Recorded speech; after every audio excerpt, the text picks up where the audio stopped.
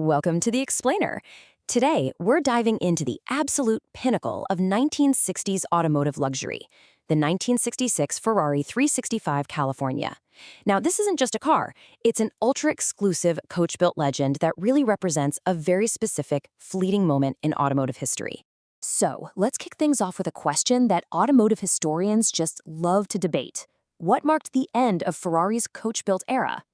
You see, as production lines became way more standardized in the mid-20th century, that golden era of bespoke, custom-bodied Grand Tours began to fade.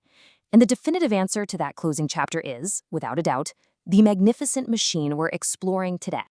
Here's our agenda for today. We'll be covering the end of an era, powering the 365 California, Pininfarina's design masterpiece, an ultra-exclusive production, and finally, its legacy and option status. All right, Section 1, End of an Era, the final chapter of limited production luxury. By the mid-1960s, Ferrari had this specific strategy of offering highly exclusive limited production series models to their absolute most elite clientele, which was a tradition we saw with the 410 and 400 Super Americas. To really understand this car, you have to look at where it slots into history. Back in 1964, Ferrari introduced the 500 Superfast Coupe. Then, jumping to March of 1966, the 365 California makes its grand debut at the Geneva Motor Show. It was positioned directly as the successor to that prestigious 500 Superfast, and its entire, highly limited production run was swiftly completed between 1966 and early 1967. What's really fascinating here is the shift in philosophy. The 365 California took the heavy, luxurious grand touring ethos of the 500 Superfast Coupe and, well, adapted it. It gave those VIP clients an elegant, open-top cabriolet experience complete with a folding canvas roof. It was literally all about open-air luxury at extremely high speeds. Moving on to Section 2, powering the 365 California, the engineering behind the elegance. Let's talk about the mechanical underpinnings that gave this grand tourer its truly impressive performance. So the absolutely crucial part, what was actually under the hood? Powering the 365 California was a massive 4.4-liter Tipo 217 B-Colombo V12 engine. This was essentially an enlarged, long-block version of the unit found in the 330 GT, featuring a single overhead camshaft per bank. Fed by 3 twin-choke Weber 40 DFI carburetors, this engine pushed out an incredible 320 brake horsepower at 6,600 RPM. All that power was sent straight to the rear wheels via a 5-speed manual transmission, allowing this luxurious, heavy Grand Tour to reach a top speed of 152 miles per hour. That is seriously fast for the time. But, an engine needs a solid foundation. The prototype for the 365 California was actually built on an existing 330 GT 2+2 chassis, specifically the Type 571. However, when it came time for the actual production run, Ferrari shifted to a dedicated, evolved tubular steel chassis with the factory reference number 598. This featured an independent front suspension and a live rear axle held by leaf springs. And this perfectly illustrates the sheer logistical effort of coach building. Production was this highly specialized two-step dance. First, Ferrari sent the bare chassis to Pininfarina's plants in Grugliasco. Over there, the master coach builders meticulously crafted the stunning bodywork and trimmed the interior.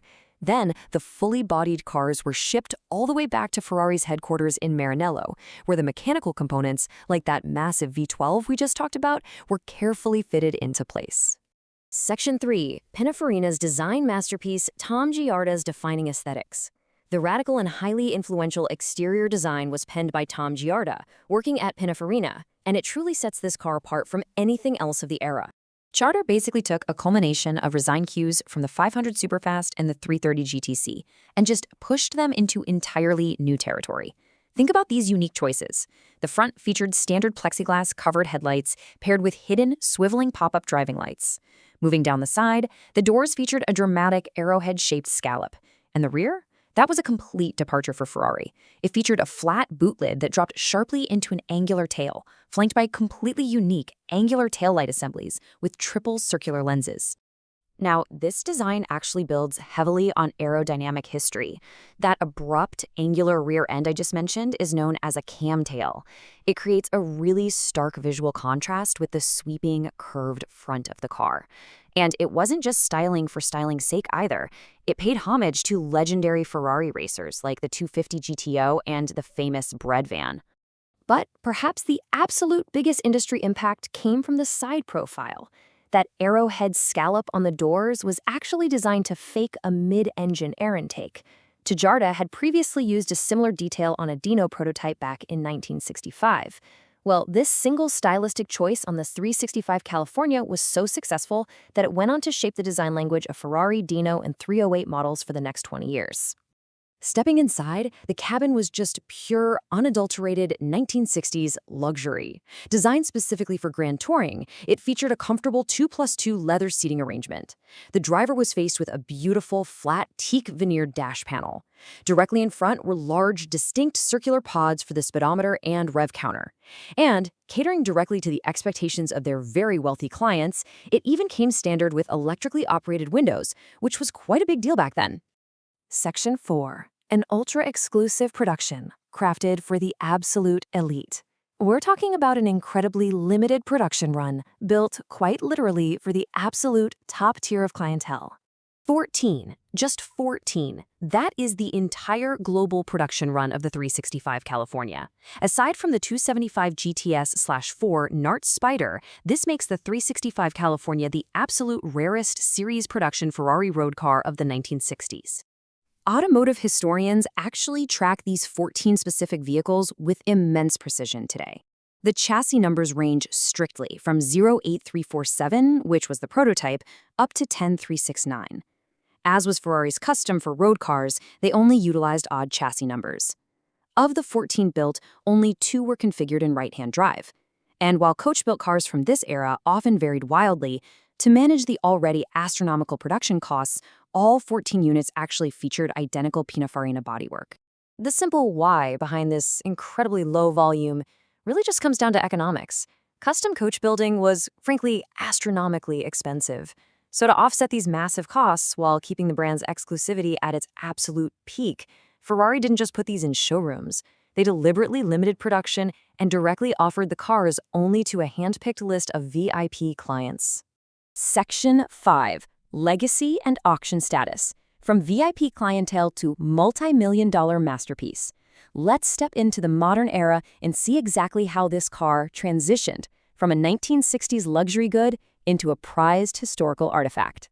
The contrast here is just fascinating. Back in the 1960s, the market for the 365 California was strictly a closed-door affair.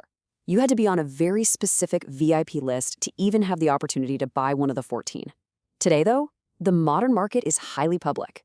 One of these rare cars surfaces, it is revered as a multi-million-dollar centerpiece at global collector car auctions. Just consider how the financial appreciation has absolutely skyrocketed over a relatively short period. Back in 2005, a pristine model sold for 736,000 euros. By 2010, the original prototype, chassis 08347, went for nearly 845,000 euros, while chassis 9631 crossed the block for $880,000. Fast forward to 2013 at Pebble Beach, and chassis 10327 commanded a breathtaking $2,970,000. But the story behind the value isn't just about rarity, it's about provenance. Take chassis 9631, for example. This specific car was the actual show car on Pininfarina's stand at the 1967 Geneva Motor Show. Later on, it was purchased by the renowned Ferrari collector Greg Garrison. After it was damaged in an unfortunate accident, Garrison didn't just take it to a local shop. Oh no. He shipped it all the way back to Italy, where it was uniquely and meticulously restored by the original craftsmen at Ferrari and Pininfarina themselves, painted in a stunning light metallic gold. It's rich histories like that command those millions. I think this auction catalog quote from Gooding & Company really hits the nail on the head regarding the enduring reverence the collector world holds for this machine. They simply stated, the last of the great coach-built Ferraris, one of only 14 examples built, spectacular Pininfarina design. It's honestly a definitive summary of why this car matters so much to automotive history. And that leaves us with a provocative final thought. As the auction blocks continue to crown the 365 California as a multi-million-dollar masterpiece, we really have to wonder, with today's regulations and mass manufacturing processes, will the world ever see another true coach-built era quite like this? It is definitely a fascinating question to ponder. Thanks for joining me on this explainer, and I hope our deep dive today gave you a brand new perspective on a true automotive legend.